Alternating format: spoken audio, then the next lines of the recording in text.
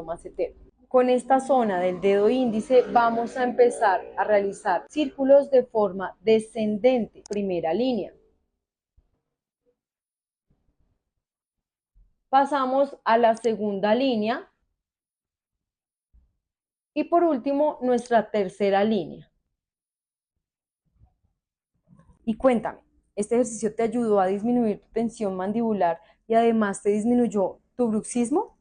Si quieres obtener muchos más tips fisioterapéuticos, dale like, comparte y comenta cuál es tu contenido de interés. Recuerda que puedes hacer 5 repeticiones 3 veces por semana.